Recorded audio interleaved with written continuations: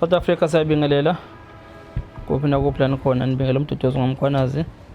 Sinibingelela kwingosi esihloko sithi abantu bayagula, people are sick. Sinibeka namhlanje ke kumhla ka-30 January 2025. Ingosi yethu ke ingosi elekela abantu abasuke begula ngokwegula ke okwahlukahlukene abasuke beza nakho kuthina nabacela usizo kubona. Siye sabona kubalekile ukuthi umuntu akavele abavulele eyabo ingosi la khona bezokwazi ukuthi ke bavele khona balichaze usizi nenhlopheko ababhekene nayo bese sibacelela ke usizo eSouth Africa yonkana nasemazweni angaphandle kulabo abangakwazi ukuthi balekelele. Namhlanje ke sinodadewethu okhona la onenkinga ke yesilonda singazi ukuthi savela kanjani uzochaza ula nje uzocela usizo. Dadewethu siyakubingelela. Yeah, usawubona bhuti. Kunjani sisi? Ngiyaphila. Siyaphila usisi ubani igama? Nguneli ngwakanyawo. Kephi? eJozini. Kephi neJozini? Phesheya kwe-bridge ngasemsiyane. Okay ma. Kodwa ngikhulele Olundi esigodini sasefabeni kaCeza. Yebo. Yebo. So nginenkinga. Ngiyabingelela kubabukela emakhaya. Nginenkinga lana from 2018 December. Zazo 28. Kwakuzofika umembeso wami. Kwangiqala lapho ukugula ngoba kwathi emini yantambama ngezwa umlenze ufutha. Hayi ngayitshela ukuthi ngilunywe umiyane ngoba vele uyangizonda. Kodwa kuthi sekushona ilanga ngase ngivuvukele. So kwaqala lapho ke impela ke ngahamba ngaya kubantu. Ngabuya basho bathi umeqo kodwa ngangagxila kakhulu ngoba kwangathi into nje ngitinyelile. Ngabuya ngezethekwini emsebenzini. Kwathi kusuka kwakuvele esinye isilonda ngala eceleni futhi. Lesi singaye ngaphakathi kwase kuvele esinye ngala. Zase ziyaqondana kanje. Kwangathi khona ongidubulile kwaphuma inhlamvu yaphumela ngala. Hayi bese ngiyesontweni ngivamisa ukusonta iCC. Ngithola intombazane engijwayele ithi angihambe ngekadokotela. Ingilayelo dokotela wayela workshop. Ngimhamba udokotela, adokotela manguthi kuya ngokuya kuyaqinisa uzongitransfera esibhedlela. Ayi ukuthi kusuka kube kuvele esinye futhi isilonda enhla esithweni ke la enhla futhi phezulu. Sibe imbobo futhi umgodi. Ayi ngibona ukuthi ukugula kuyangiqinisa. Bese ngiyahamba ngoMarch 2019 ngiye ekhaya. Ngingashoda emsebenzi ethi angibuyi. Ngifike ekhaya ngizwe ukuthi ukufa kuyangiqinisa, ngihlale ngingabuyi. Ngihambe ngiye komunye umuntu emakhonyeni angitshena ukuthi ngiqile. Engitshena ukuthi ngenze njani ngizoba right. Ngikwenze kungelapheki. Ayi lokho ngiphila ngokuhamba abantu ke bengilayela bethamba kubani. Kodwa kahle kungiqinisa kakhulu ebusuku. Mazithi 12 kuya ku4 angilali ke lapho suke ngibhekile. Kuya ngokuya 2019 ngathola umsebenzi woLundi ngohlala khona. Singiphethe lesi silo sezu 3.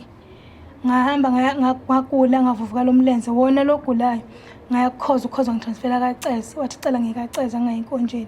Bafike bangithinta ukuvuvukala kaCeza nga right. Isilonda kodwa singaphola. Banginika incwadi bathi ngihambe ngesibhedlela. Ekliniki la ngakithi, special sibhedlela kaCeza. Ngasihambela futhi. Ayi ngabona siqhubeka. And uma sithule ngiyayizwa lento le ehambayo kanje ingiluma imsipha. Bese ngiyabuya ngihambe ngibuye naku sekuzoba iCovid sekuvalwa ngihambe ngiyeJozini. Bangifike eJozini sibe uwesi isilonda. Ayi ngizama ukuthi bese ngithola omunye ubhuti kaFacebook. Ngimtshela ukuthi ngiyagulaza ngikho right engifunele umuntu ozongisiza. Ngimfakela imali ngempela enza ukuthembeka enginika umuthi. Ngiwusebenzisa zivaleke zonke zo3. Ayi ngithi ayichasha ukuthi sengiyingcono. Kuthi September siqale phansi simfife lesinganga-ngaphakathi. Lokhu savuleka lokho ke. Sithe sisuka sasilokho sinwebeka. Ngihamba isibhedlela ngiyasihamba, ikliniki ngiyayihamba. Kodwa isibhedlela singilalisi. Ngiya impela esibhedlela bafe besikline nje besicobe iointment kuphela. Uma ngithi ngiye ekliniki alifuni ukungisiza lithi lesi silonda sidinga ukutreatwa isibhedlela. Mangihamba ngaza kadokotela la eTown, mangifika udokotela ufuna ukuthi wangenzela incwadi wathi ufuna ukuthi ngisike isicubu somzimba ngipheshe. ngoba sesomgodi. Ngamchazela ngathi ngeke ngikwazi dokotela ukusika ngoba la phakathi kunento ehambayo. Kufanele kuphume lento le anduba ngiphesha. Wasethi yena mangiyethetha bazofike bekhukhuluze. Ngambona ukuthi naye phela ukukhuluma ngolakhulwazi kodwa futhi mina ngiyabona lento le into edinga into yesintu. Njengenaleyo nkinga nje ngibhekene nayo. Okay sosami. Ngokucabanga kwakho yini lekuphethe? Nodokotela bathi yini lekuphethe? Ngokucabanga kwami ngisho ngithi umeqo noma ilumbu kuka-2 kungenzeka ilumbu ngenzeka umeqo ngoba lezi zinto abantu abayishoyo uma ngiyohlola yebo basho kuningi okuhlukahlukene. Lo munye wathi isibungu sesisikhulu sesiney'boya inkathi ngithi ngiyafuthelwa isona esisuke singihlaba. Uma sengihlaba-ke vele kuphuma amaqhuqhuva esilondeni. Lo munye wathi imvukuzane kodwa futhi naye lo wemvukuzane la khamba khona lento kuvele kubhoreke imbobo kanje kangangokuthi umlomo wakhona namhlanje kusanje kuyicave kanje ngathi icave kanje. So manje angazi kahle kahle ukuthi ngizothi ngiphethwe yini ngeke ngiqamba amanga. Bese kuthi inkinga futhi esiyenzayo sivele sikhipha imthambo. Le mthambo la ngikwazi ukuyithinta siyangichoka. Angani noma bafaka ugesi bengiloya angazi. Sisingavumi ukugezeka sichoke. Okay, ngizwe uthi lento yaqala kade kuwuthe kwakuwumembeso. Kwakuwumembeso. Umbeso wobani? Ngangibeswa omunye ubaba wangaphoLundi kwaMbatha. Wasele ubolelo sezombesa? Yebo. Uphi nisendawonye? Hayi ngashiya. Mothi washiya? Qonda ukuthini? Ngisho ukuthi nje angisekho ingxenye yempilo yakhe ngadecide ukuphuma. Eselobolile? Yebo ngoba kwakunomsindo. Umsindo uqhamuka manje? Umsindo uqhamuke enganeni zakhe nakumkakhe. Oh, uganile vele, uganiwe. Yebo. Unonkosikazi? Yebo. Uthatha wena izonkwazi wesibili? Yebo. Usethe zokhehla usuvele uqala isilonda? Uqala ukugula. Uwena wanqamula ugcina noma uyena? Imini engadecide ukuphuma ngoba ngangibona ukuthi sezongibulala. Ubani? Yena lo baba. Ekubulalani manje baba? Wangihlasela nje ekhaya khona ka-aunty. Wafuna ukungishaya ekuseni. Wabulela yonke into amabunqamula ama-sim card wabulela amafoni. Yena umkhwenyana? Yebo. Senibangene? Kodwa uma echaza phela yena uthi angithi ukubonela kubhuti omduku ukuthi uma uposta ku-Facebook bese bekushayela inhliziyo. Sibanga lokho nje. Inhliziyo ibhakuza? Yebo, uthi bonke laba bantu abangenzelayo lonto amadodami. Sengibuza ukuthi mina noma kuthiwa ngiyaqoma bonke laba bantu abangakasho ukuthi mina ngahamba ngiqoma wonke lo muntu. Uyo-understand Facebook lento zenze? Aka-understand uzwa ngey'ngane zakhe. Ngabuka ukuthi mina ngeke ngikwazi ukuphila lento la kusiyeka impilo engiyifunayo le. Khona ngoma maskandi lethi ubani uthwasele khansela mbana uthi le inhliziyo ebhakuzayo ibulawe. Khona ngoma ngaza ngale ngisho ngoma njengale utheni? Hayi bulawe, hayi bula. Ingoma enjalo nje angazi culo bani kodwa noma ngiyangathekisa ukuthi ma uthwasele khansela ngazi ba nansi ngempela inhliziyo iqhatha abantu. Manje nje ngadecide ukuphuma ke mina ke. Ngoba impilo yami kahle kahle ibalekile kunokuthi ngidele impilo yami ngenxa yomuntu. Inkomo zakho ayibuyisele emuva? Angaze ngiyibuyisele emuva. Indawo manje. Uyena phela kumele ehambe ekhaya yolanda inkomo. Uyabaza abanike inkomo. Mina akaze nginike inkomo zakhe. Kodwa wena vele umkhombisa angisho kabi. Ngisho ukuthi wathi selobolile ngenxa yokuthi isimo sami ngiyasazi. Ngathi ngingenelele ekutheni ngicela ukuthi imali yobekwe ebhenki sibe bawu3 ingabikho ozoyikhipha. Engekho omunye wabo wanqaba yena.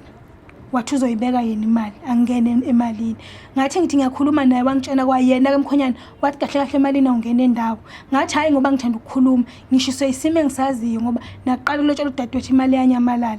Sekuzoba yini futhi kuphinde sona leso. Mina njengoba ngisenambazalo kufanele vele le mali le ngizogcina ngiqoqa ngayo isigcina. Kwangathi ngoba ngihlaza ke kanti ngangenzi bona ubuhlaza ngangibeka iphuze engilibonayo elizongixaka futhi ekugcineni. Okushuthi manje wayesethi yena phuma ke ndebenza amalobolo ngathi kulungile ngiyaphuma makukhona inkinga evela ungayifuni kumina inkomo wathi ngeke ayifune kumina.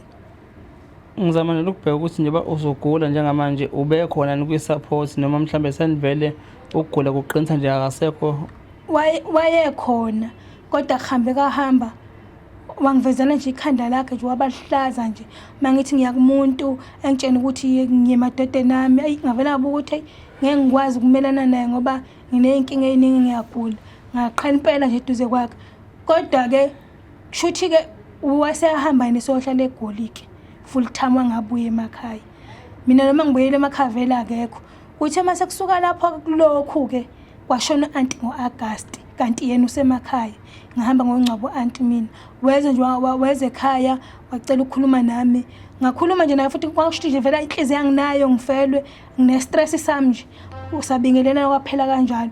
Wathi sezohamba uthumela ukuthi cela bengibize. Ngathi ngicela nimtshene ukuthi ngeke ngikwazi ukukhuluma naye ngikho right.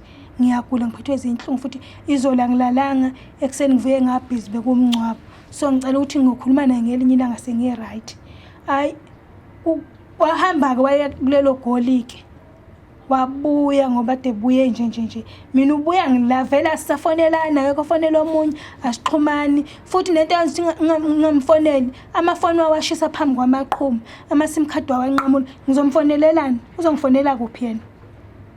Okay, ukugula kwakho ngakulumbanisa mhlambe nokuthi ke ingoba khona umuntu wayengafuni ukubona impumelelo umshado wenu. Kungenzeka nalokho ngeke ngize ngikuphike. Kungenzeka ukuthi mhlambe ngenzeka ukuthi khona kodwa futhi bhuti Mdu okubuye kungidideke angivelanga mina ngasuka ngawaqoma. Ngathi mina ngicela uhlale phansi nomkakho ukukhuluma umuzi ukuthi uyangimukela uma ethi akangimukeli angeni ngoba ngiyasazi isithemba ukuthi sinenkinga kodwa methi akanankinga ngiyezwa kodwa methi angingangeni ngeke ngiforce ngizoma ngishiye wena ngoba ngifuna umsindo ngikufuna ukukhuluma yena umkakho wathini wathi ayikho inkinga.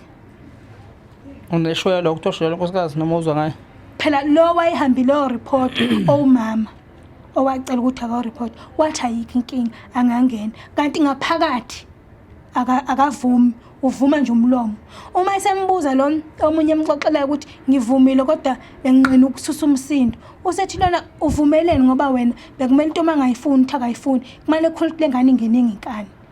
Okay, yingakho ngithi ngakulumbanisa nokuthi naye ngenze ukuthi nesandla 2 kungenzeka futhi ukuthi okomndeni ngeke ngize ngazi.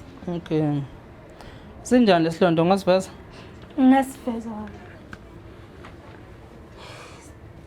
sikhulu nje kakhulu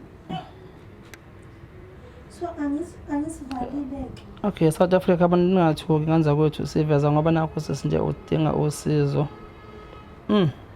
Ovela ithambo phela manje. Yeah. Ithambo lelivela sasa. Unyawo liyabeka nje phansi. Liyahamba unyawo futhi benza yonke into kodwa nje liyavuvukala ke. Liyavuvukala. Even ngisho unyawo liyavuvukala nemsipha ebuye ingasebenzi.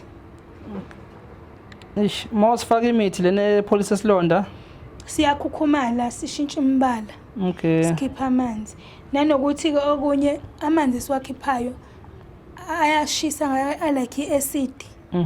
Ngoba ngendlela bengihlezi ngifuthelwa ngayo ngase ngithi ngelinye ilanga ingeke athi ngicheckela amanzi kanti inhlobona amanzi ashisa kangaka ngathatha amagozi ngavala ngathi sengivalile ngathatha indwangu emnyama engenabala ngamboza ngayo uma kusekuseni ingathi ithelo ujiki. Ngayibona ke lento ukuthi nayi lento le ngoba mase uma ngilala nje kufanele ngenze sure ukuthi ngibeka ifeni ngibeka unyawo kanje anduba ngilala. Angikwazi ukulala unyawo lungekho kanje. Ngasimboza ma. Yo, waza kabuhlungu. South Africa naso ukusiza ngilibonayo la dadewethu acela usizo. Kubantu abangakwazi ukulapha isilonda, nase isilonda kanza kwethu. Sezwami ngicela ucela ukusiza mhlawumbe nenamba yakho yocingo uyikhiphe uma nankinga kubantu abangakwazi ukuthi bakunikeze usizo. Ngiyacela abantu base South Africa ningenelele. Ngiyazi ukuthi anehluleki. Ngizamile kakhulu from 2018 ukuze kube manje. Inkinga ukuthi ngifuna umuntu ozokwazi ukubulala isilwane noma ozosikhipha. Kukabili ozokwazi ukusibulala noma ozokwazi ukusikhipha ngoba ngeke siphole isilwane singafile.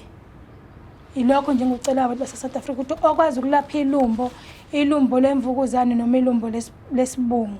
Kodwa abantu abashilo bathe umuntu ongaze engisize ngathola umuntu angaphandle koMozambique. So akulula ukuthi ngivele ngisuke ngiyoka koMozambique ngazi umuntu. Kodwa nje ngiyacela ngoba kuthiwa umuthi engiweqile umuntu wangaphandle. Ngiyacela abantu base South Africa ukuthi ningisize. Uma ningakwazi. Inamba ocinga bangakuthola lapha bangakwazi. 076 but 20. ishiye uma ngabe u-willing ungayishiyi ngoba mhlawumbe uzwa mina because bekhona ney'gebengu la ngaphandle. Ngizoyishiya bhuti umuntu ngifuna usizo sengigule kakhulu. Okay, ungayisho ma. 076 26 37 024. Phinde. Ngisacela kube umuntu ozongisiza bandla hayi igebengu. Iphinde ma. 076 26 ma ungasheshisi ma isho. 076 076 26 26 37 37 024. 024. Okay, South Africa iyona ke number kasisi leyo acela usizo ngenkinga yesilonda lesimelile la. Kukhona usafuna ukusho mhlawumbe before sivale sesi. Akukho kakhulu kodwa nje bengicela impela usizo ngathi ngaze ngithola ngoba umsebenzi engiwenza umsebenzi wasemakhishini ngiyama. Nakho lokho kuyaba umthelelo ukuthi sigcine singalapheki isilonda. Kodwa futhi ngeke ngikwazi ukuhlala ngingasebenzi ngoba imali ngiyayidinga fanele ngiyilaphise. Unazi ingane?